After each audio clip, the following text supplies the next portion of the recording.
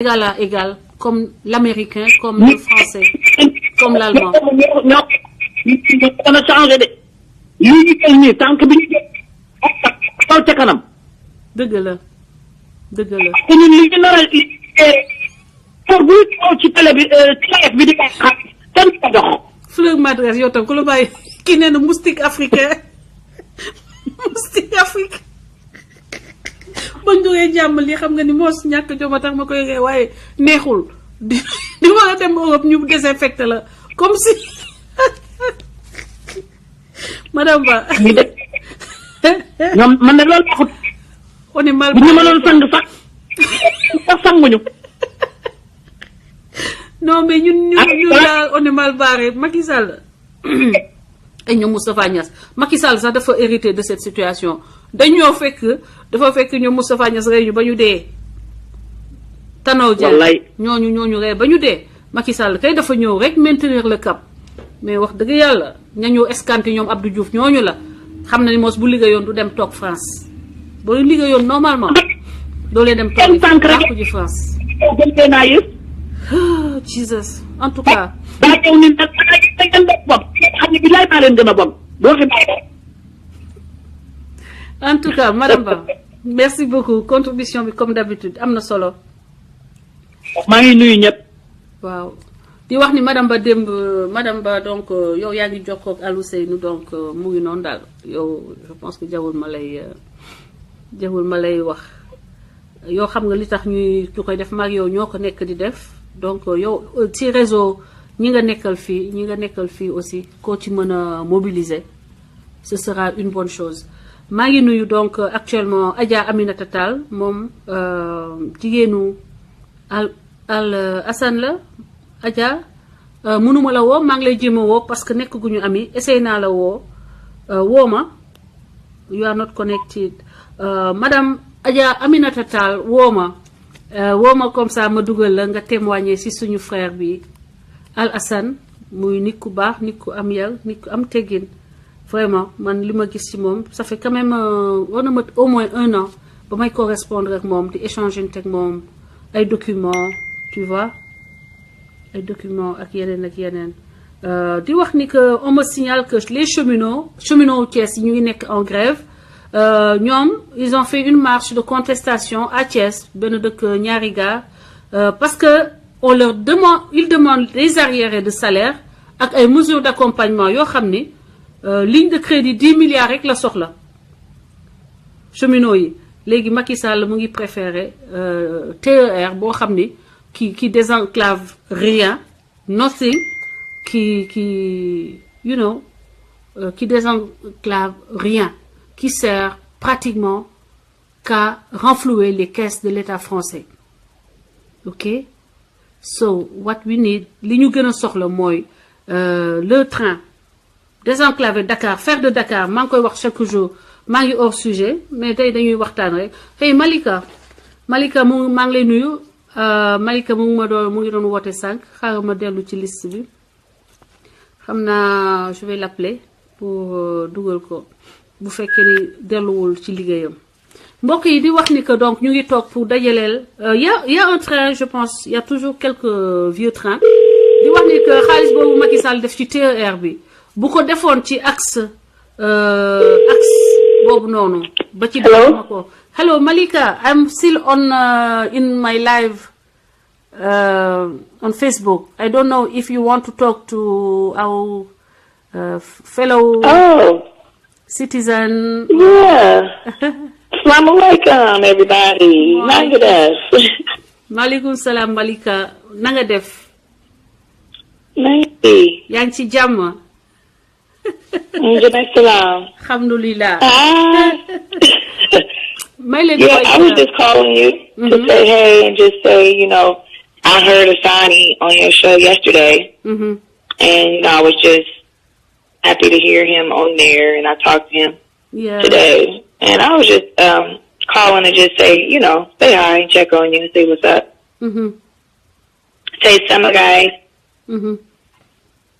Yeah. How's everything? Everything is fine. We're trying to help a guy whose name is Al Hassan, and he got Senegal fired. He got fired, and actually he has six children, and actually we are trying to raise some a little bit money to help him because it have been like 4 years. He's not working. He has no license anymore. He's not able even to travel and go in our in the CEDEAO zone, which is the country around Senegal, where he could be you know, he would be able to work. But you know, when people in abuse of their power in Senegal, sometimes it can hurt very badly. And this man is now in hunger strike. He's not eating, he's not drinking, I think. Yeah, it's very bad, and we're trying to make people aware of what's going on and try to raise some money to support him, to support his family, to support his wife. And yeah, that's what I'm doing now. I did it yesterday. Asani came in the show and made clear a lot of things that were going on. Yeah, and yeah, I'm very grateful. I know. We talked about it. Yeah, I'm very grateful because you guys, you know, I'm not calling you Malika all the time to make a kind of a kind of traffic, you know, of influence. I'm not even trying, because I respect you. I respect Asani, and I just want, guys, that you get everything together and, you know, unite again, be again together, so that Hassan can be with his family. I did not And you know, call you anytime. everybody is this person fighting for one common cause. Yeah. And, you know, when it's a lot of people, like we was talking the other day, involved, everybody is not going to always see the same or think exactly the same. But at the end of the day, it's one common cause, you know, like with the guy you want to support. So we just got to make sure we stay with our eye on the main goal, exactly, and not get caught up in sidetracked on things that don't even matter. And so that's why, you know, every time you and I speak, I always say, you know, for me in life, anybody that I'm not dealing with no more, they got to show me that themselves. I'm never going to let 2 or 3 people give me their opinion, and then I'm going to roll with that. So thank you. You know, I appreciate everything that you've been doing. And, you know, me and Asani, we talked about it. And, you are my sister. Yeah, the fight and the struggle continues. I would do it again if if I had to, because I'm just like that. I cannot see somebody, you know, and see that I can do something and say, okay, that's not my business. I'm not just that kind of person. And you know exactly that there were not even once money involved between us. I was not looking for money. You guys were not looking for money, but people keep saying, talking, blah, blah, blah, blah. You don't know even from where they take all this kind of stupid and weird informations, but they keep putting it. Actually, at one point, I say, okay, I have enough of all this. I just sit on the side and see and watch what's going on. And sometimes you got to do that. Sometimes you just got to take a step back and evaluate everything before making a judgment. And, you know, and being raised as a Muslim, my parents always taught me to think 5 times before you speak. If everybody did that, we would probably make better decisions in life. And I don't do it every single time, but I try to, like, think things out before I make a decision or decide what to do. And then you can analyze what needs to happen more accurately. And so, you know, I think that's what needed to happen. And at the end of the day, it's so much work that needs to be done. And if people are willing to do the work and help out with that, then that's really all we need to be worried about, besides gossip. And I have never collected you know, money. and also never collected money or any kind, you know that. But, you know, it's like that. You will learn to live. But it comes along with the job that you and Asani are doing. When you take a leadership role that's what happens. Rumors get started. People say stuff they don't know what they're talking about. Even I read things that's going on online in my name, and I'm laughing at it because it's just not true. Like they don't know what they're talking about. I know. Anyway, I'm very But happy. you gotta just brush it off and move along. Brush it off and move along. Yes, sister. But send me the link, or if the link is on your page, I will definitely make a donation today to help out the brother. Oh, that that's you guys, so nice. you know, That's and so nice. we'll pray for him. I will talk to you after the program, okay? But I think at this point, I would prefer you, guy, to keep the thing straight. You know, we need to keep pushing, helping you. You cannot now, because Hassan is actually in Senegal. You have things you have to fix. So I would prefer that we do it without you guys, because we should be organizing something to keep supporting Hassani, not to ask you for a contribution. Okay, it's very nice for you. Okay, I can make a small contribution, because so many people helped him out when he needed it. I don't mind, because you know what, it'll come back, inshallah. That's true. That's the way it works. That's law of karma. Even if it's a small, it's better than nothing. Okay, sister. So I can do a little something. That's how you keep your blessings. I'm so proud of you. I'm so proud. I'm so happy that Hassani have you, because you are such a wonderful lady. And thank you. Yeah, and stay blessed. That's my warrior. That's the warrior. Yeah, he's a warrior. And let's keep let's keep it up. We keep trying. We keep trying. That's all what we need to do. And the rest, God will bless our action, our, you know, whatever we try. If you try hard, God will bless what you're doing. And one day we'll be... And that's what I'm doing right now, guys. I'm writing some music. That's what I'm doing right now. I'm writing music. And all of my music that I'm writing right now, I'm writing it with Senegal in mind. Oh, my God. So God. I just want y'all to know that. That's what I'm doing right now. My off day, I'm just trying to relax and... Thank you so burning my incense, and I'm getting it going. Hey! Thank you, en tout cas. Vraiment, Malika, la femme de Hassan. Malika, we are very happy to hear some from you. And I will call you in the afternoon. Okay, sister. I'll talk to you guys later. Love you, sister. Take care. All right. Jërëjëf. Thank you. Kooku di Malika, jigéen ju baax. Jigéen ju baax, mashallah, mashallah. mu ñuy wax pour que ñu ma wax ko link bi mun a jàppale Al Hassan. Vraiment, vu situation bi ñu dund ñoom, mu xalaat fàtte boppam, fàtte Hassan, fàtte famille am pour xalaat keneen. C'est un acte boo xam ni war nañ ko magnifier. Man, je suis émue. Je suis très émue parce que j'aime bien. C'est des gens qui me donnent des leçons de vie, des gens qui me poussent à m'améliorer, des gens qui me poussent à vouloir toujours donner le meilleur de moi.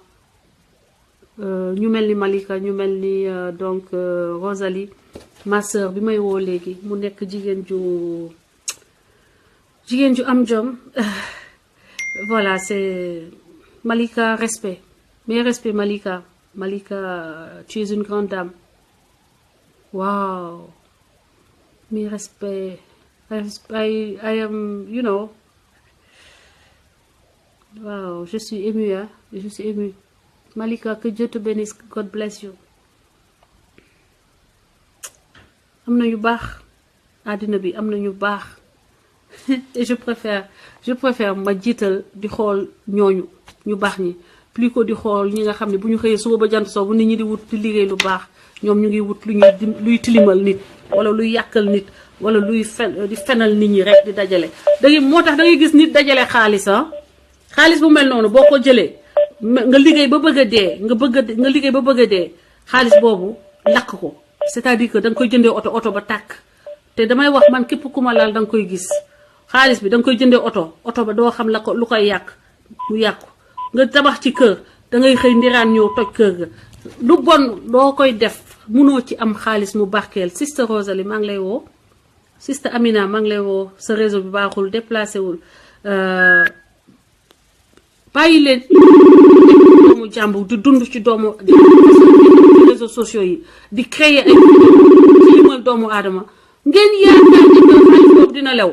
wallaay la azim dërëm boo leen ci jëlee boo leen ko defee seen alal yàlla na lépp yàqu ndax man mayewuma sama wàll côté boobu nag dama féroce mayuma leen baaluma ci kenn nag benn phrase bu nit wax ci man te muy fen mu wóor la ni que dangaa fen pour am rek ñu ne audience Françoise moo tax bàyyi leen di dem seetaan seeni kii parce que yéen li ngeen ñuy topp moo tax ñoom ñuy wax ci man ak Assane te loolu dañuy wax pour que ngeen ñëw ñu am ay vues am xaalis bu leen dem seetaan yi noonu ngeen mën a def solidarité ak ñun parce que tant que seetaanu leen ils vont pas se faire de l'argent à la fin ils vont être découragés ils vont arrêter de mentir sur moi sur Assane et sur Malika par exemple aussi dañuy fen sama jëkkër jël nañu benn image boo xam ne sama jëkkër dafa ñëw di ma jëlal café ñu jël ko summi ko taatu neen wax ni dafa doon dox taatu neen alors que mu ngi sol shortam toog biir këram ay feni kese ay nit ñoo xam ne ci loolu la ñu dund moo tax tumuranke ngeen di def da ngeen di def ay Amérique ay at dara mënu leen ko am oto bu baax sax mënu leen ko am bu ñu waxee ngeen loué oto taxaw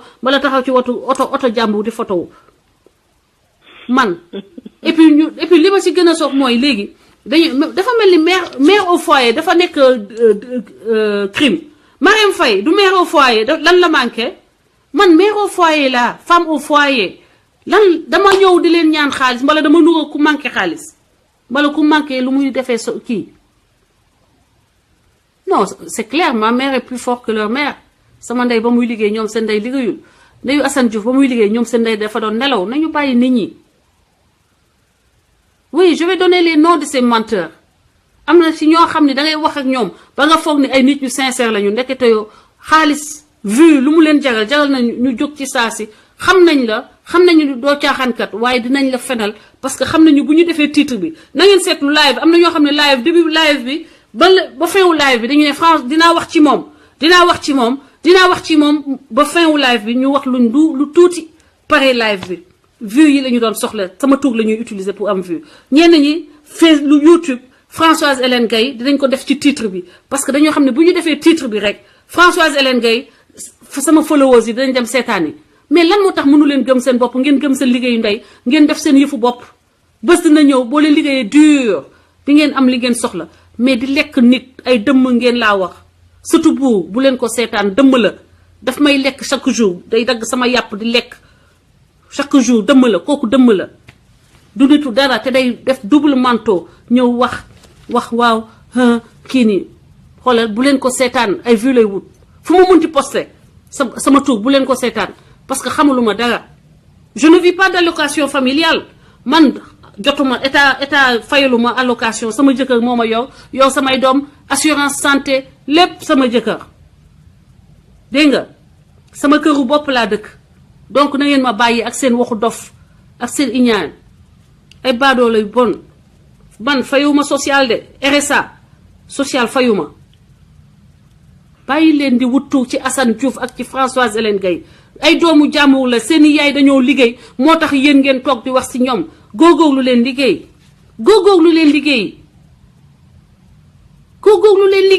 moo gën ngeen di fen loolu itam war nañ ci wax live su ma waxee ngeen ne da ngeen foog ne damay tontuwuma lii dafa ñaaw jël doomu jàmbur bés bu nekk matin midi soir Assane Diouf fen na wax na lii Françoise Hélène Gaye fen na wax na lii mais bàyyi leen ay doomu jàmbur lañu Macky Sall li ngay liggéey ci réseaux sociaux itam ñaaw na parce que ñii nga fay baadoolu yu bon yi xam ne tuba yi sol ko normalement sax mënuñu ko sol bu ñu soloo kenn xamul lu ñuy nuroo seen kanam ñu mel ni dégg boo xoolee kanam bi comme mat comme nga taabalu marché gis ngeen taabalu marché yooyu nga xam ni dañoo màgget taabalu marché yu màgget yooyu nga xam ne mais dañ ciy jaay jën bu màggetee ba bagage yi affaire yi xaw a damm ñu jël ko daba daax ko damm lem fi waa ji kanamam boo xoolee dénk lay nirool dénk yooyu la may jox marché ci leen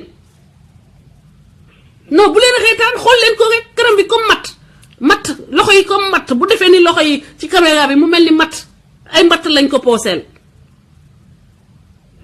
ba noppi matin midi soir doomu jàmbur ngay dund ci turu doomu jàmbur non man duma wax seen wax dama leen ignorer mais il est à un moment maa ko gën a garaaw foofu su ma naree defanteeg moom xajul ci moom mais baadoo la boo xam ne yow mënoo tekki mënoo nekk gat mënoo nekk ci nekkal sa bopp ci lu normal dem di tiitoo ay Coca-Cola fii Europe fii États-Unis xam ni Coca ay boisson ak ay glace c'est-à-dire que kenn da ko doon xalaatati sax nit ki di dem ay live di wane bii glace lay jël bii chocolat bii ki mais damay xool ba ci yàgg dama leen di yërëm dama leen di xool yërëm leen c'est-à-dire que ci ay tiitaroo ay Coca-Cola ak ay lekk la ñu toll ñun dañuy deseeroo gambas chaque jour gambas glace waxatuñu ko ay glace ak yooyu ay crevette ay crabe yooyu la ñuy wax fruits de mer yu la nga xam ne yow benn yoon ci at nga koy lekk après vous faites chier tout le monde à vouloir collecter de l'argent tromper les Sénégalais bu leen di yónnee seen xaalis ci loo leen xamul kuy laajte xaalis ci di ko jubal ci boppam jox na leen jox compte boo xam ne day am double signature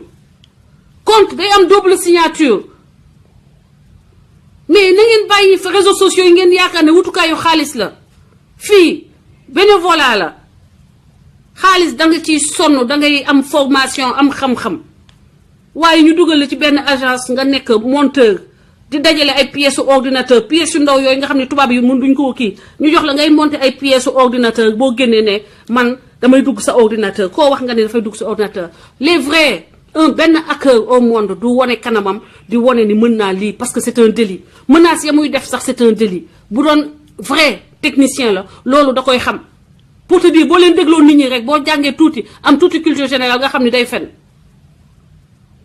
xoolal doo gis benn informaticien qualifié ingénieur informaticien sax amul jotu toog di live wallaay la azim maa leen wax loolu man mère au foyer la mais bu ma reprendre sama liggéey doo leen ma fi seen mbala week-end benn par benn waaye ingénieur qualifié foog nga ne am na temps wu pause boo xam ne day toog di live ingénieur qualifié laa leen wax te mu war a créer ay logiciel war a xalaat ay système war a fixer ay système war a fixer ay créer ay affaire yu bees yooyu dañoo nekk dans le domaine de la création moom xamul sax métier bi muy wax ni moom la ñuy wax mu naan leen yónnee leen ma xaalis damay jënd radiothérapie nga foog ni golo bu jóg jënd ko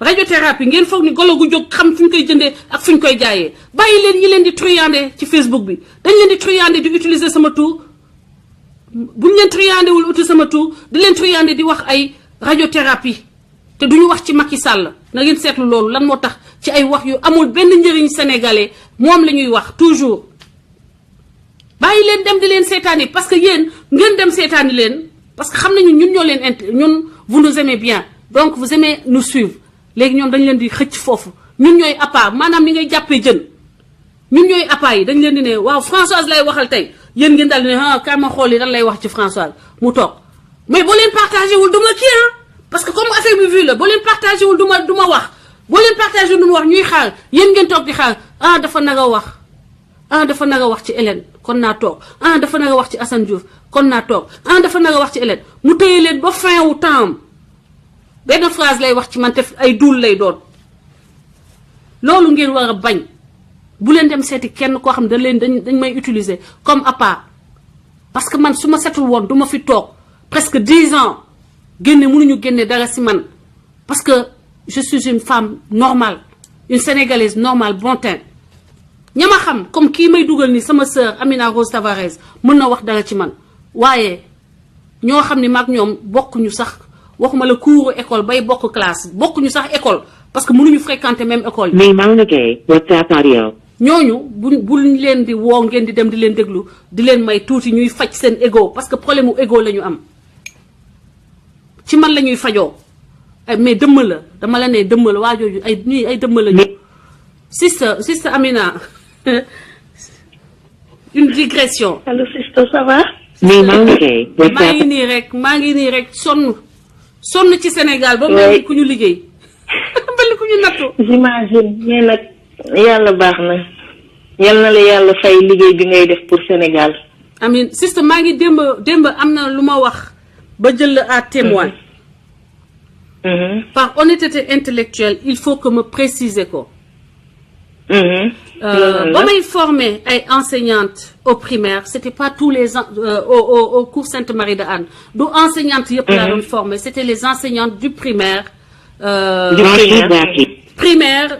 yenn classe primaire ba kii CP niveau CP dama leen doon jàngal lu ñu defee psychomotricité donc dama doon def benn séance ñoom ma bàyyi leen préparation bi séance ba ca topp ñoom ñu reproduire ko donc sama contrat ñaari aspect yooyu la am démb ci guddi tout est des ma bind moo pour rectifier ko parce que dama rendre compte que su ma waxee dama doon former enseignants yi nit mun na xalaat ni que damay former enseignants yépp alors que moi je formais une partie des enseignantes du primaire en psychomotricité ma bëggoon loolu tey je me rappelle très bien la au cours sama xarit la sama collègue la woon en 95 ba 97 j'ai servi au cours Sainte-Marie dans ce rôle-là moo tax may wax ni que kilifa jiite du fii laa koy wutee soxlawuma ko dëgg la tout à fait di la remercier nag dégg naa ni kii bi ñuy def yow jot nga yónnee suñu frère bi dara moom yónnee na remerciement yooyu ma lay remercier bu baax di lay jox la parole pour que nga témoigner ci licenciement abusif parce que xam naa ni am nga ci expérience aussi dëgg la li ma doon wax rek d'abord di la remercier parce que tamit élan de solidarité bii nga lancé ñun sénégalais yu baax yi daal laay wax kon lii la ñu xam gis nit ci tolof nga jàppale ko ci sutura te yàlla rek tax comprendre xam nga man démb woowu ma la sax mënoon naa la woo ne la maa ngi def mais je ne l'ai même pas fait parce que pour man c'est pas important dëgg la li important mooy kii nii góor la te góor kenn du ko toroxal ton cas c'est vrai que c'est pas un cas isolé il y a d'autres qui vivent la même chose au Sénégal amuñu fuñ koy jooyee amuñu fuñ koy waxee te yaakaar naa ne ku toog naan jullit nga wala catholique nga ngay doomu aadama di seetaan sa nawle muy torox di tumranke rawatina un père de famille am ay doom am jabaram ñooñu di ay nawle parce que doom nawle la ñii say nawle nga toog war leen daggal buumu gàcc munoo ko loolu amul lu ko gën a metti dëgg la nga naan nag jullit nga wala nga ne catholique nga toog di seetaan man tey je préfère dem ci discrétion xool koo xam ne leer la man kii mu ngi ci difficulté dugg ndànk moo xam guddi moo xam fajar jox ko li ma koy jox je préfère ça à donner ça à un mendiant dans la rue koo xam ne mun na yelwaan mais kii gor bi toog kër mun ta tàllal loxoom kenn kooku moo gën a jara dimbale ci sama gisu bopp donc pour revenir au licenciement abusif dañu war a dañu toll ci jamono joo xam ne Sénégal muy Afrique dimbalante rek moo ñu ci mun a génne il faut que nit ñi rafetal xol yi mun a jàppalante Sénégal on a des intellectuels macha allah secteur bu nekk mais xol yi ñoo rafetul moo tax duñu dem dëgg la suñu avancement moom dina yéex parce que xol yee rafetul nit ñi dañuy def nii rek ci kaw mais au fond yéenantewuñu jàmm te nit ki tant que yéenewoo jàmm sa morom yow doo mës a am jàmm dëgg la looloo ñu tardel gis nga keroog bi ñuy def live bi sur les erreurs médicales ma ne du question ne dañuy ŋàññi kenn wala dañuy xas benn médecin ndax ñoom ñëpp corps médical bi muy yow muy man muy keneen am nga ci mbokk am nga ci xarit am nga ci ay xamel mais dañu toll moment boo xam ne ñun ñëpp on doit se donner la main bu fekkee ne bëgg nañ bu changer suñu réew muy médecin bi muy enseignant muy mécanicien bi foo nekk secteur bu nga mënta nekk boo ko gisee ay irrégularité dénoncer ko ñu xeex ko mu jeex parce que médecin bi dëgg la am na ñu ngi def ay erreurs médicales ndax man je l'ai vécu dans ma chair donc du loo xam ne dama koy inventé mais tamit ñoom ñu ngi liggéey ci ay conditions yoo xam ne du ay conditions yu baax yu mun a tax ñu développer lu ñu jàng peut-être mais yooyu yëpp il faut qu'on le dénonce ensemble ñu mun ko faj mu jeex ñu mun a dem kanam man daal affaire bi daf ma naqari parce que man mënuma gis tey jii man je me dis que jigéen mun nga nekk ci situation te yàlla dimbale la boole la ak jëkkër ju la sagal jëkkër ju la suturaal mais góor bu tollee ci yenn situation surtout ngay gor amoo fenn foo tàllale loolu dafa metti dëgg la dafa metti ndax góor moom mooy yor jigéen yorul jigéen yàlla da lay suturaal boole la ku la yor xëy na sax même booy liggéey c'est un plus nga jàppale ko ndax jamono ji dafa metti mais góor un homme bu sa njaboot doon am milliard sax yow la war nga yor ko ak say njaboot nga mun a jël un père de famille comme ça ndax yow sa humeur bopp rek pour sa ego teg ko ci condition yii tu n'en as rien à cirer état bi toog di seetaan yu mel noonu mais rafetul dafa ñaaw il faut qu'on revienne sur terre xam ne àddina bi dara jaru fi yéen yi dafa jeex ba pare nañ rafetal rek nañ rafetal te jàppalante te yàlla rek tax est-ce que nit ñi gëm nañu yàlla laay laaj ci man actuellement est-ce que nit ñi gëm nañu yàlla bu fekkee bés dina jot gëm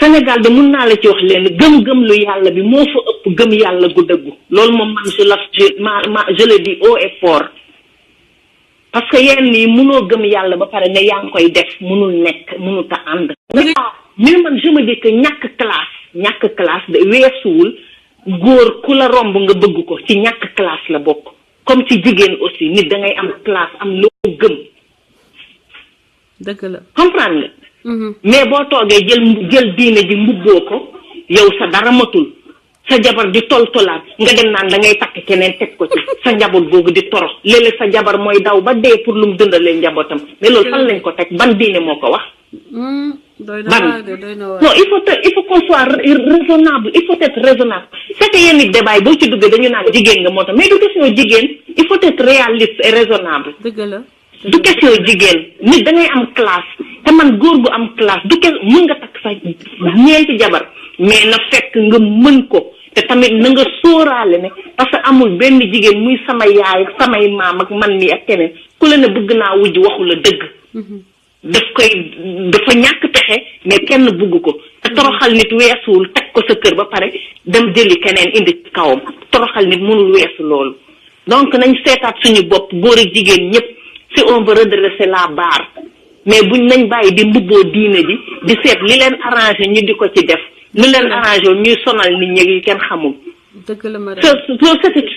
voilà c'était une parenthèse ci licenciement yi moom ñun ñëpp ñoo ci war a jàpp xeex ko parce que mënta ñàkk même dans les pays développés am na mais tamit qu'on soit solidaire avec nos frères bu amee ku dund loolu ñu seet nuñ ko jàppalee waxuma la sax jàppale au quotidien mais pour situation bu mu génn ci parce que nit ki balaa ngay napp toujours di ko jox jàngal ko ni ñuy nappee di ñaanal suñu frère bi nag yal na ko yàlla defal sutur defal ko jàmm ba ñu réhabilité ko même bu fu budul au Sénégal même si c'est dans d'autres pays au moins mu am ci lu mu jàpp mun si suturaal boppam mun a sagal njabootam.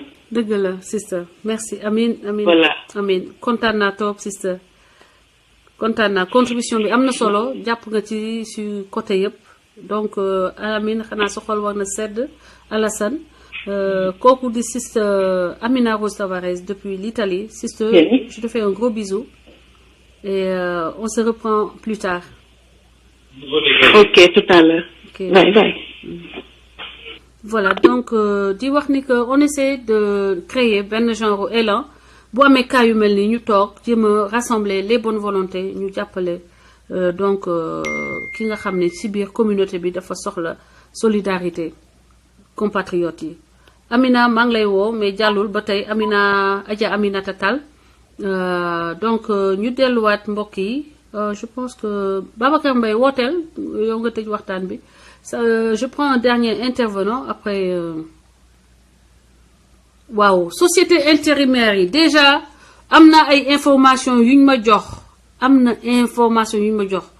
ci la société de Youssou Ndour la Birima le truc de Birima là ça c'est une catastrophe c'est une arnaque je suis désolée man j'aime pas attaquer les gens frontalement mais am na information yu ma jot dinaa xool nan lay def maa ngi def appel à témoin pour ñi nga xam ni fekke nañu dund nañu loolu ñu jox leen prêt ci affaire boobu parce que conditions yi ñuy accompagner prêt bi moo jaarul yoon donc finalement xaalis ba ñuy jël bañ lay lebal ñoom ñoo koy jëlaat ba mu jeex tàkk yow nga desee leen bor nag ngay xeex ak bor boobu parce que ba nga ruiné donc il y a beaucoup de choses comme ça man am na yu ma ci xam dinañ ci continuer def enquête ba mu gën a leer parce que bëgguma wax lenn loo xam ni dafay gaañ doomu aadama et donc damay préférer toujours balaa ma aborder thème bi ma continuer approfondir information yi pour mën ko partager ak waa penc mi Babacar maa ngi lay woo Babacar maa ngi lay woo donc gars yi bu fekkee ni daal Babacar nee na ngeen dem ci benn site bi tudd nan métro Dakar ngeen jàppale Assane parce que moom mu ngi foofu am na ku fa nekk actuellement gars yaa ngi fa nekk di sosal Assane di ko xeex donc je voulais donc mettre cette information là à votre disposition ngeen jàppale ko mu ngi fa actuellement defee naa ok maa ngi coupé donc ma tegal leen musique ñu tàggoo sonn naa sama doole jeex na duma mën a rappeler ñëpp sax xanaa ma woo sama sister Maymuna parce que elle a insisté ma woo Maymuna après ñu arrêté live bi c'est fatigant Rachid waxi il faut ma woo la tam je suis fatiguée mbokk yi donc xaalis bi lépp moom nag defoon naa ni tey war nañu mën a yegg 1000 euros xanaa ñeneen ñi woote ci suuf dinañ ma mën a compléter donc si je vois les promesses ça fait 100 200 300 400 470 ak deux autres boo ko je pense que deux yi dinañ ma jox au moins 100 ñaar yoo xam ne promettre nañ ma joxe donc j'imagine que on est à autour de 670 depuis démb et plus li suñu sœur bi yónnee suñu sœur bi Amina donc je pense que ça va tourner peut-être 700 bu mu ne bu ko weesoo dinaa leen ko annoncer ci live di ñëw asalaamaaleykum ma sœur sister comment vas-tu? Allô ma sœur comment vas-tu? Françoise. Ça va? Kii sama rakk bopp la. Ça va bien? Ça va alhamdulilah maa ngi lay dalal. Françoise naka nga jot torop. maa ngi jéggalu ma sœur. Comment tu vas? Ça va très bien ça va. Alhamdulilah. Ci loo nekk naka foofu et les enfants? Ça va tout le monde va bien maa ngi ci direct bi maa ngi ci direct Facebook bi. xoolal gis nga Françoise. oui sa mag bari ci affaire internet ak yooyu yëpp wóor na yàlla su ma ubbee Facebook yëpp tax ma ubbi ko gis nga sama doom daf ko ubbi yónnee naa la lien bi xaw ma ça fonctionne mën a guma ci dara yàlla bi ma tey xam na ko. dëgg lii rek ma je ne voulais pas rentrer. amul problème non c'est nécessaire Facebook rek laa kii amoon ak rajo jeex na. waaw là tu es en direct.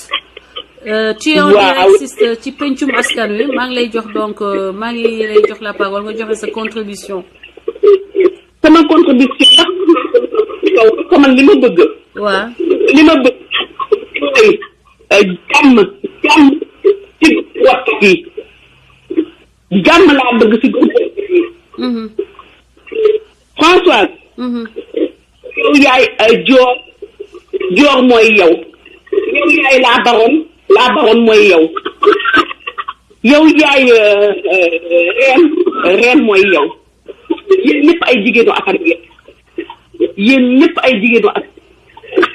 Assane benn nit la mënoo leen koo séddoo kon nag loo leen war a def mooy jéem a toog waxtaan jubóo bu dee ngeen Sénégal ñoo leen ñor bu dee Assane ngeen di jàppale mooy seen dama bëgg ngeen jubóo dama bëgg waxtaan xaw ma ndax yaa ngi may dégg.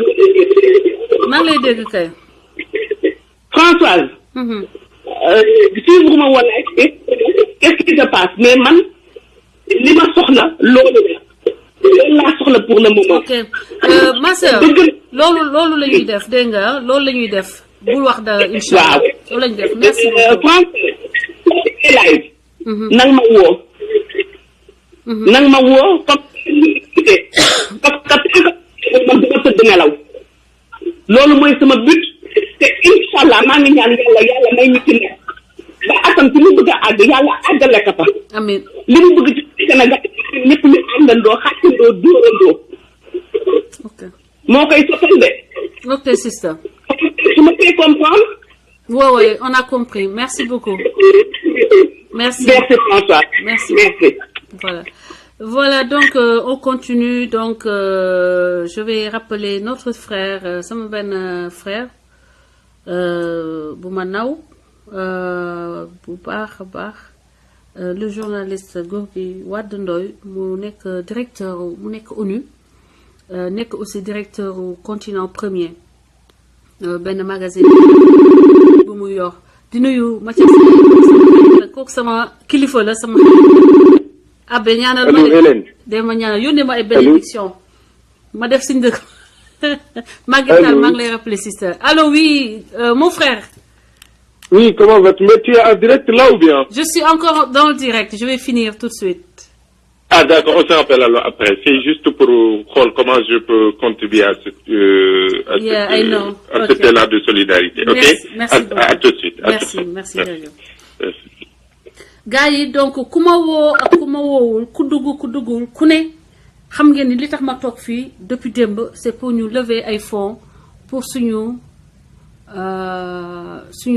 benn frère bu tudd Al Hassan Anne mu nekk Dakar. Numéro téléphone di bindalee numéro téléphone bi 00 221 77 634 03 16 so 77 634 03 16 mooy numéro bi ngeen war a yónnee seen contribution pour que projet bi ñuy def nii pour ñu soutenir benn Sénégalais boo xam ni il a été victime de licenciement abusif. Donc tey ñu ngi tëj waxtaanu tey bi en espérant que di ngeen continuer envoyer à notre frère seen contribution yi nga xam ni moom la ñu moo tax ñu toog fi tey. maaleykum salaam Babacar. waaw Françoise na nga def. Babacar na nga def ba yaa ngi ci jàmm. waaye maa ngi ci jàmm bu baax a baax maa ngi nuyu waa panel bi di nuyu ñuy déglu ñëpp. ñu ngi lay fay bu baax mon frère. di la siyaare waa Sénégal di siyaare ñi nekk ci diaspora bi ñëpp. merci beaucoup ñu ngi delloo ziar. waaw sama message bi may jàllale nag mooy Daouda Diop yaa ngi dégg moom ak Assane Diagne. Daouda Diop yaa ngi dégg ñoom ñaar moom. am naa droit wax ak ñoom ne dañuy dugal. dëgg la. man maa leen ko ñaan. te incha allah ñoom dinaa leen woo kenn ku ne ci suuf. pour ñu dugalal ko. loolu lu ma neex la. boo ko waxee moom gëm naa ko. incha allah su ma paree dinaa wax ak Daouda dinaa wax ak Assane Diagne. su ma coupé après yow na nga ma woo man su ma la woowul. waaw d'accord ma woo la dans combien de temps. maanaam man su fekkee ne maanaam pare nga rek après nga woo ma dégg nga. waaw kon dinaa la woo léegi. waaw d'accord léegi après man maa ngi jéem a dinaa coupé léegi après parce que yéen a wax ak ñoom wax ak kii. ngeen organisé woo. wax ak Assane. wax ak Assane ak Daouda. Daouda moom mi ngi Espagne Assane moom mi ngi Italie. pour ñu jéem a retrouver wu xool ba xam nu ñuy def. kon kontaan naa. merci beaucoup Baba. waaw d'accord. one love Assane Ndiaye nee na Assane nee na one love moo ni d'accord na. Daouda Diop Espagne. d'accord comme instant déglu dinaa ci yow kàddu jana saareen bi moom ak Oumou Diop. jana saareen bi Oumou Diop aja naka daal. ak Magatal nañu ñëw. nañ dugg géew. waaw nañ dugg ci géew bi wuyu ma damaa bëgg ñu wër ko ñun ñëpp ñu tafli ko mu tooy xëpp. waaw jeex na xam nga. bàyyi naa ko sa loxo incha allah bàyyi naa ko sa loxo. waaw d'accord. merci après xaaral man maa ngi coupé léegi maa ngi wax ak Daouda après Assane moom dina ma woo après dinaa wax ak moom dégg nga. waaw yow bu paree ma woo la dégg nga. ok ciao waaw d'accord merci. merci Babacar merci. voilà donc pare naa fi mu toll nii nag ndig baa ngi métti xam nga rek mag xam nga toog yi yàgg yi te surtout ku xam ne sport la mooy métier mbiru sport mbiru tàngat yaram dama mënuma toog daf may day métti ci man nag saa yu ma toogee xam leen ni que ñàkk pexe la. bon maintenant j'appelle am na ku ma war a rappeler je pense que j'ai fait tous les appels woon naa Rachid am na benn femme bu nekk fii Amérique xaaral ma woo ko ñu pare. suñu live bi nga xam ne live solidarité la bi mooy dernier appel bi ñu tàggoo ak jàmm on se demande très bientôt. Oumy Diop waaw d'accord man kay maa ngi toog di xaar rek à tout moment je suis à votre disposition. Ok, l'assiste a dû bouger. Donc, chers amis, on va finir en musique. Ma tegal leen benn morceau boo xam ni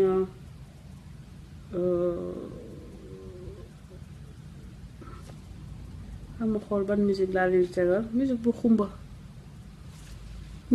ban ku ma wax leen ma ban morceau ngeen bëgg ma may leen ma ki njëkk bind ma may ko morceau bi après ñu tàggatoo ku njëkk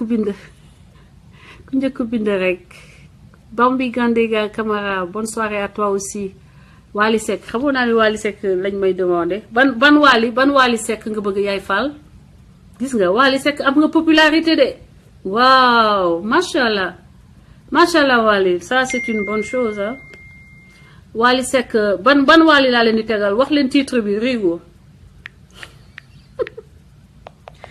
man nag xaaral ma seetal leen ko Wally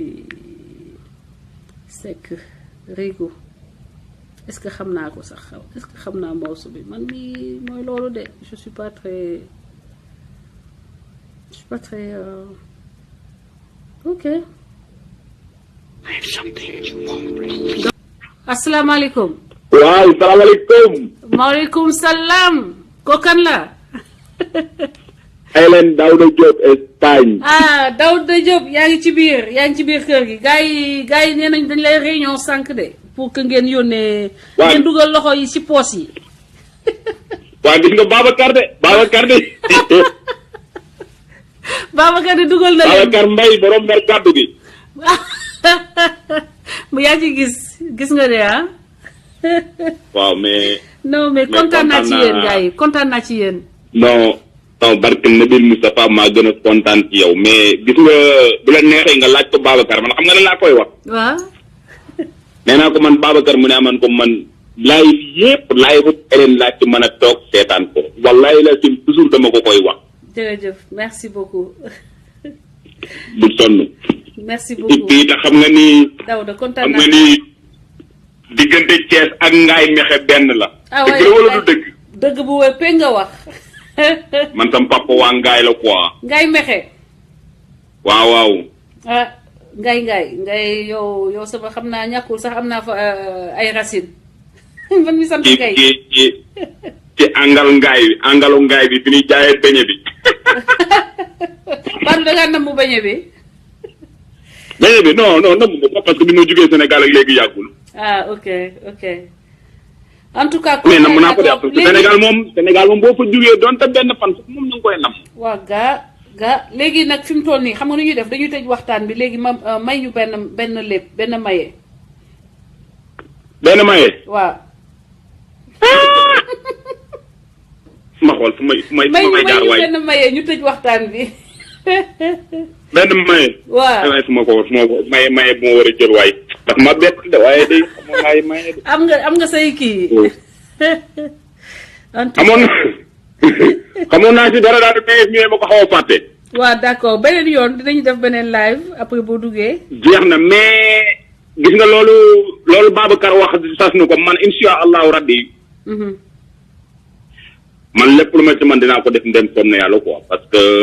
dañuy def te yàlla tax. incha allah jërëjëf. incha allah kontaan naa. lépp lu ma ci man bu saala bu weer wi dee moom. dina contacter ak Babacar. dinaa ko dugalal incha allah parce que moom. àdduna nii la parce que ku ci nekk da ngay ñaan yàlla dimbali mais doo ñaan yàlla kenn dimbali la quoi. dëgg la. te it ki ni dimbali man démb dégg naa waxtaanam. xëy na. doy na war daal xam nga Sénégal moom la fa nekk wax dëgg yàlla. mooy loolu quoi mais yàlla baax. non dëgg la jaay doole gi moo métti Sénégal xam nga. non trop. waaw mais yàlla baax na de. trop métti na parce que bala ngaa xam ni xam nga Sénégal ñi nekk Sénégal xamuñu Sénégal ni muy demee mais boo génnee Sénégal ngay xam Sénégal ni mu mettee quoi. dëgg la dëgg la. parce que gis nga tubaab yi Hélène tubaab yi ah. xam nga ñun Sénégal ñun dañoo amul benn jikko boo xam ne ñaari bu ne tubaab yi ñu waaye tubaab yëpp ay doomu raam lañu mais tubaab yi ñu baax lañ. parce que yow boo nekkee seen réew nga ñëw seen réew ñun laa comme fu mel ni Espagne. 300 nga fi am ñu may la këyit mais 300 yi bu mu matee boo amee kër yi na laaj boo demee ñu may la këyit mais Sénégal soxlaal passeport yow sa passeport réew nga soxla ko mais bala nga ko am da ngay sonn. xol yi la c'est les cœurs. ah suñu xol yi. jeex xaw ma lan moo ñu dal moo tax mais xaw ma lu ñu dal mais y a un problème. à ce niveau. y a un problème sérieux à ce niveau mais yàlla baax na. non dina baax incha allah. dina baax nañu continuer rek di sensibiliser jéem a soppi suñu doxin jubbanti doxin wi di wax ni mbokk yi da ngeen di dem na ngeen di dem ci site web bi tudd jubbanti.com muy site web boo xam ne nag yéen ñëpp suñu site web la. site web bi nga xam ne Babacar Daouda Bilo Maguette képp ku am looy wax ubbil nañ la ko nga bind ñu dugal ko amul censure amatul ni li ngay wax ni neexul Macky Sall kon duñ la ko publier parce que buñ la ko publier lee Macky duñu jox ci xaalis bi muy séddale journalistes yi léegi si képp ku bind yéen ñi mën bind yéen ñi mën a def vidéo boo leen defee ngeen yónnee ma ko ma dugalal leen ko ci site bi lépp loo xam ne day dimbale Sénégal day amal Sénégal njëriñ dinaa ko fa dugal donc muy seen site ma leen di wax day leen fay dem pour jot ay information ci lépp loo xam ne activiste yaa ngi koy def képp kuy def lu am solo ci Sénégal tam liggéey bu am solo dinañu fa dugal say lien dinañ fa dugal say vidéo pour que plateforme boo xam ne la day liggéeyal démocratie sénégalaise ak askanu Sénégal maa ngi lay remercier bu baax Daouda kontaan naa bu baax. merci maman Hélène. fan nga nekk Espagne. man maa ngi Asturias.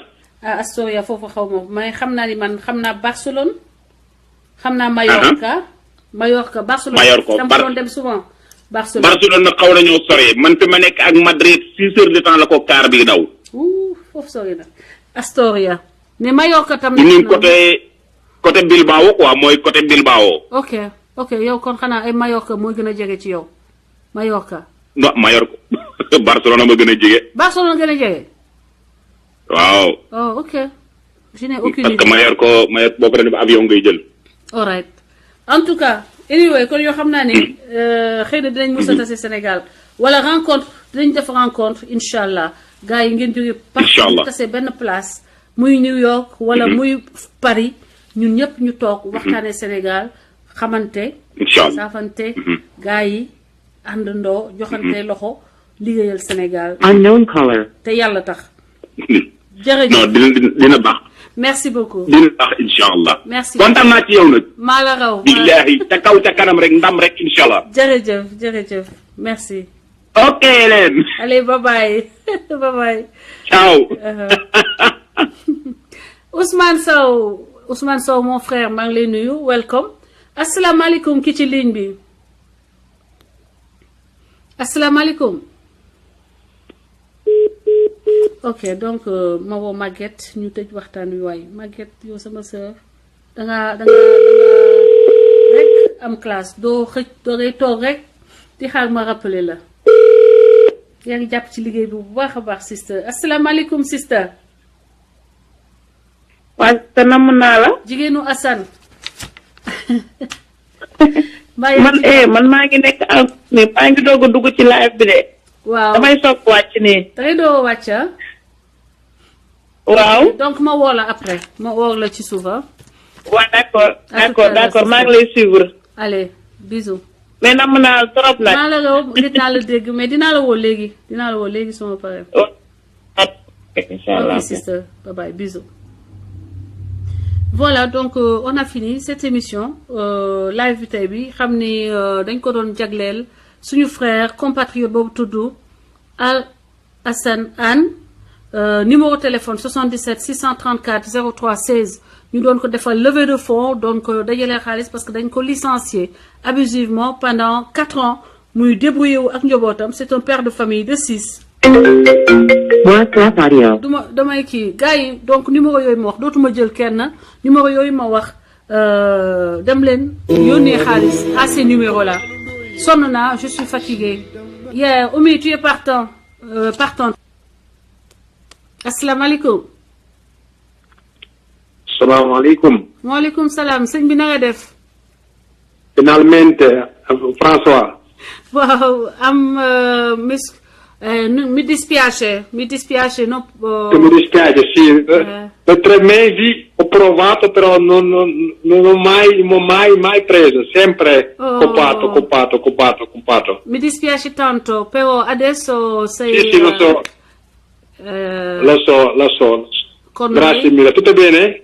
Benissimo, sto bene, grazie. maanaam man nag Sénégalais laa dama italien. waaw d'accord léegi loo bëgg a contribution bi tey. ci waxtaan bi. contribution bi lenn la man depuis 3 mois depuis jour bi ñu arrêté Assane ba avant loolu dama lay bëgg a yor waaye mënu maa fexe ba jot la xaw ma lu tax. day fekk ma buzz yi fekk am busy am ku woote. fekk yombul xam nga ñëpp soxla moom doo yomb ku ñu jot la. maa ngi jégalu bu baax a baax gënalu ma nag. waxtu ñoo ko bokk soxna si. di kontaan ci yow. merci beaucoup. merci vraiment di ñaan yàlla saa borom bi sàmm la ba li ngay bëgg saa borom àggale ko. amiin waay. ñun ñëpp maanaam nag man tey thème bi lan la ci Assane la wala. thème bi damay dajalee xaalis dañu dajalee xaalis pour benn waay bu nekk situation bu xaw a doy waar Sénégal. dañ ko dàkk te dañ ko tooñ moom ak njabootam 4 ans ngi nii mu yéeg di wàcc di wut ndimbal ci état bi ñu téye ko kenn jàppalewu ko ba fi mu ne ni licence am périmé na maanaam mënutul liggéey même bu bëggoon génn Sénégal fi mu ne sax du mun liggéey parce que périmé na léegi ñu koy jéem a dajaleel xaalis pour jàppale ko moom ak njabootam ak soxnaam. incha allah léegi man bu subaa soo Serigne Touba dinaa la woo. d'accord. xool lu ma ci participer incha allah. d'accord tur bi naka la. Sall Abdoulahat. Abdoulahat d'accord kon maa ngi enregistré sa numéro comme ça. dinaa mën a quand même. bàyyi xel ci. ok pôle bi. man na maa tuuti ci Assane wala. waaw lu la neex wax. ok soxna si dafa am lu ma bëgg a expliquer mooy sénégalais yi.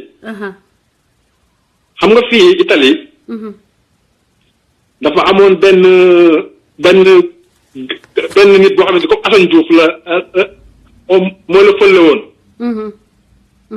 ñaan ko Beppe Grillo. si Beppe Grillo xam naa ko. xam nga comme mouvement la yor waaye mouvement bi nekk nii comme parti parce que daanaka commune yi ëpp Italie yëpp moom moo ko yor. man Beppe Grillo moo may inspiré man modèle Beppe Grillo. laa bëgg benn jour laa expliqué ci benn panel mooy leen. mooy Assane daf may fàttali Beppe Grillo bi muy fël. doon saaga politiciens italiens yi di leen wax lu ñaaw nax yi nax nit ñi.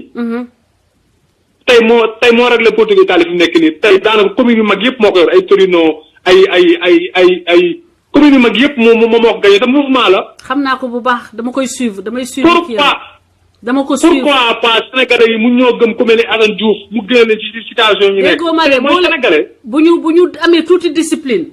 tey déglu tuuti ni Beppe Grillo def Italie moom la ñuy def Sénégal. waaye moo réglé Italie nga jublu ci benn façon liggéey.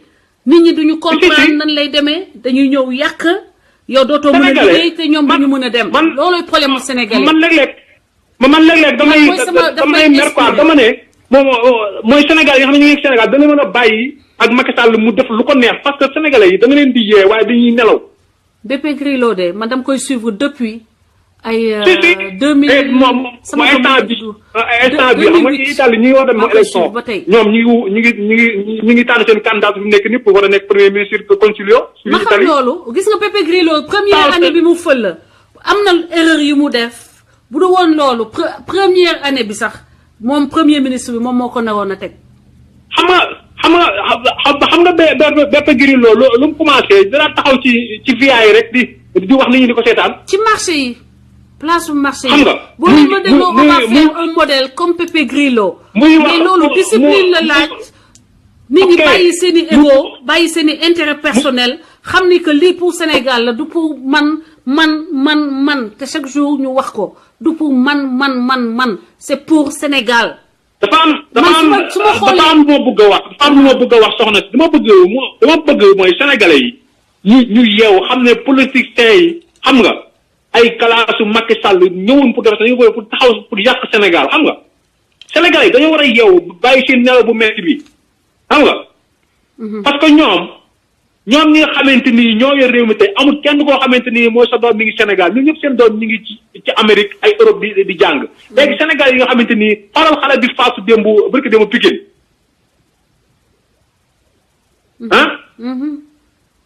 Sénégal da ngay feebar boo amul xaalis da ngay faatu pourquoi pas loolu Abdoulahat féppay métti li ma leen di wax daal ma dama leen di soññ ku ci nekk fa nga dëkk am nga fa au moins 10 personnes moom laa leen di wax. non man waxuma 10 personnes man li ma am ci nit ëpp na di 10 personnes man maanaam sénégalais yi laay waxal ñu yeewu ngir yàlla jëmi Serigne Touba ñu yeewu xam ne ñii dañ leen di bàyyi ci biir nañ yeewu. mu ngi noonu yow tu as compris. xam nga jàppal ma jàpp na ku nekk jàpp.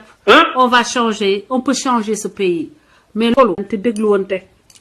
ñuy wax nit ki nga xam ñan ñooy say noon ak ñan ñooy say xay suñuy noon muy ngi suñu biir dañuy dugg suñu biir jël xool fa ñu xalaat ni kooko faible ñu jël xëcc ko tourner bopp yi wëlbati ko contre organisation bi loolu moo am temps yi passé man bala may dee mooy télé yi nekk Sénégal ay TFM dañuy taxaw di critiquer Assane Diouf ay nit ñuy xas Macky Sall te ñoom duñ critiquer li Macky Sall di def. loolu mooy sama problème. nañu bàyyi Assane Diouf lekkul dërëmu askan wi. man anyway j'ai besoin man d'un peu de repos soxla naa tuuti repos mais li nga wax yëpp dëgg la on reste en contact. dégg nga on reste en contact on travaille on fait li ñuy taxawal bu ñu ko taxawalee dina mën a sotti dina mën a changer. Sénégalais yi nañ yeewu ngir yàlla yeewu. xam nga bàyyi nelaw bi dafa ëpp. Pepe Grillo de moom ak keneen kii naan qu'après man ñoom la fan qu'après. non kooku sax moom du politicien kooku moom ci affaire art bi lay jëngu quoi. waaw Pepe Grillo nu mu tuddati sax mais il est très pertinent. yow ki ngay wax nu tuddati. il est très pertinent moom dama koy suivre sax Facebook ñoom ñaar daal ñoo may inspiré. ak benn femme bu nekk fii Amérique ñoom lay suivre ñoom lay xool seeni affaire te ñoom dafa Grillo xam nga dafa commencé nekk ci via yi di taxaw di yor ab rajoom di wax rek di saaga nag moom ay saaga la ko andi comme ni El Hadj Assane def nii rek di saaga politiciens yi xam nga. italien yi di ko déglu mu leen di wax ñii dañ leen di nax nangam première première bi mu participé ci affaire yi communale yi. affaire législative mu am ay député mu am di nga am ci député pour cent député. I know j'étais là-bas I know je suis. dama koy suivre moom dama koy suivre. léegi man soxna si xam nga lu may wax dama wax am bëgg Assane mu créer mouvement. non Assane. yow contacter ko directement sur Facebook. non mun ma ko jot su ma ko woowee du yoo xam nga Assane day bari après su ma ko woowee dama ko bëgg mu créer mouvement lay créer message vocal boo demee Messenger da ngay wax ak moom. yónnee ko message benn vocal dina ko mën a lijjanti dina mën a dégg li nga wax. créer mouvement comme ko ndawa moom. ñooñu doon ne créer mouvement day am lu bari. incha allah dina ko def incha allah. ok xam naa yow dinañ dégg ndaw incha allah dégg nga xam naa suba naa la bu soobee Serigne Touba. voilà merci maa ngi lay déglu donc à demain. am na jërëjëf kontaan naa. merci kontaan naa ci yow nag soxna si. jërëjëf kontaan man maa kontaan ci yéen ñi nga xam ni. fàttewu leen génnu leen Sénégal rek. xotti page Sénégal maay ñun mooy Sénégal duñ ko weccoog dara ci àdduna. merci beaucoup merci. waaw jërëjëf. voilà mbokk yi donc on se donne rendez-vous très bientôt yeneen activité yeneen programme pour au service de la démocratie sénégalaise may nuyu Hélène sama turandoo sama collègue di wax gis ngeen normalement du ma wax kat mais xam nga la révolte est tellement forte. les injustices yi ma gis yi ma dund dafa bëri ba ma mujjee nekk koo xam ne dama yaakaar ne même si je suis loin du Sénégal même si je n'aspire pas forcément à être nommé quand même que je puisse apporter ma contribution pour que les gouvernants ñu gën a jël en compte les besoins du peuple ñu gën a xam fàttaliku lan moo tax ñu fal leen muy amélioration des conditions de vie des Sénégalais mbokk yi donc su ma tegee musique day am yeneen appel te dama sonn donc je vous souhaite une excellente soirée à tous et à très bientôt Ousmane Sow my brother I love you too take care dinaa la woo léegi ci kanam allez je vous embrasse je vous souhaite la paix et beaucoup de bénédictions à tous que yàlla defal ñi nga xam ne dañoo am lu ñu bëgg te amuñu ko yàlla faciliter leen ko bu ko defee xol yi yëpp leer xol yi nit ñi mën a yaakaar mën a toog jàppale seeni compatriotes te ñu bañ a xalaat ni ku toog di jàppale seen compatriotes rek am na lu mu leen jëlal ba ñu yàq ko